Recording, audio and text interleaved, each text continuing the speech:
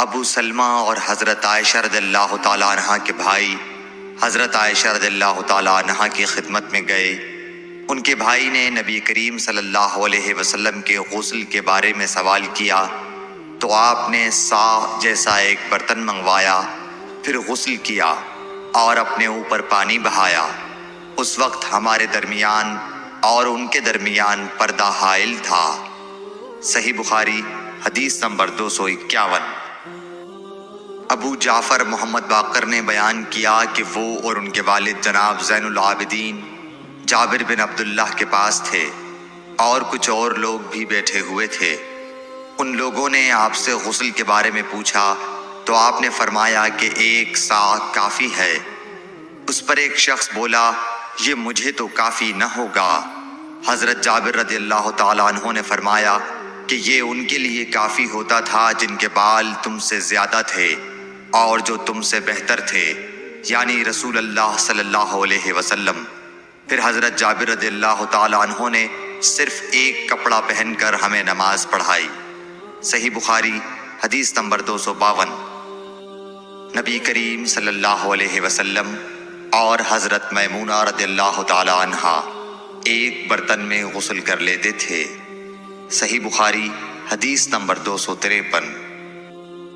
رسول اللہ صلی اللہ علیہ وسلم نے فرمایا، میں تو اپنے سر پر 3 مرتبہ پانی بہاتا ہوں، اور آپ صلی اللہ علیہ وسلم نے اپنے دونوں ہاتھوں سے اشارہ کیا۔ صحیح بخاری حدیث نمبر 254۔ جابر بن عبداللہ رضی اللہ تعالی عنہ نے فرمایا کہ نبی اکرم صلی اللہ علیہ وسلم اپنے سر پر 3 مرتبہ پانی بہاتے تھے۔ صحیح بخاری حدیث نمبر 255۔ جابر بن عبداللہ نے بیان کیا کہ میرے پاس تمہارے چچا کے بیٹے، ان کے مراد حسن بن محمد ابن حنفیہ سے تھی، آئے۔ انہوں نے پوچھا کہ جنابت کے غسل کا کیا طریقہ ہے؟ میں نے کہا نبی کریم صلی اللہ علیہ وسلم 3 چلو پانی لیتے اور ان کو اپنے سر پر بہاتے تھے، پھر اپنے تمام بدن پر پانی بہاتے تھے۔ حسن نے اس پر کہا کہ میں تو بہت بالوں والا آدمی ہوں۔ میں نے جواب دیا کہ نبی کریم صلی اللہ علیہ وسلم کے بال تم سے زیادہ تھے۔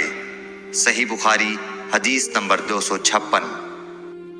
ام المومنین میمونہ رضی اللہ تعالی عنہا نے فرمایا کہ میں نے نبی کریم صلی اللہ علیہ وسلم کے لیے غسل کا پانی رکھا تو آپ نے اپنے ہاتھ 2 مرتبہ یا 3 مرتبہ دھوئے، پھر پانی اپنے بائیں ہاتھ میں لے کر اپنی شرمگاہ کو دھویا، پھر زمین پر ہاتھ رگڑا، اس کے بعد کلی کی اور ناک میں پانی ڈالا اور اپنے چہرے اور ہاتھوں کو دھویا، پھر اپنے سارے بدن پر پانی بہا لیا اور اپنی جگہ سے ہٹ کر دونوں پاؤں دھوئے۔ صحیح بخاری حدیث نمبر 257۔ نبی کریم صلی اللہ علیہ وسلم جب غسل جنابت کرنا چاہتے تو حلاب کی طرح ایک چیز منگاتے، پھر پانی کا چلو اپنے ہاتھ میں لیتے اور سر کے داہنے حصے سے غسل کی ابتدا کرتے، پھر بائیں حصے کا غسل کرتے، پھر اپنے دونوں ہاتھوں کو سر کے بیچ میں لگاتے تھے۔ صحیح بخاری حدیث نمبر 258۔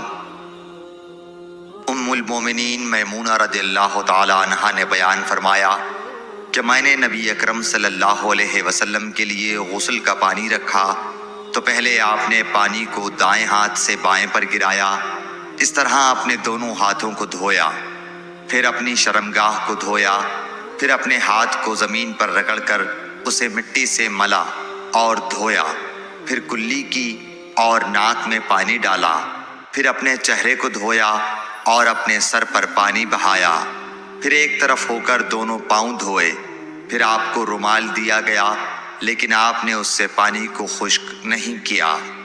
صحیح بخاری حدیث نمبر 259۔ نبی کریم صلی اللہ علیہ وسلم نے غسل جنابت کیا تو پہلے اپنی شرمگاہ کو اپنے ہاتھ سے دھویا، پھر ہاتھ کو دیوار پر رگڑ کر دھویا، پھر نماز کی طرح وضو کیا، اور جب آپ اپنے غسل سے فارغ ہو گئے تو دونوں پاؤں دھوئے۔ صحیح بخاری حدیث نمبر 260۔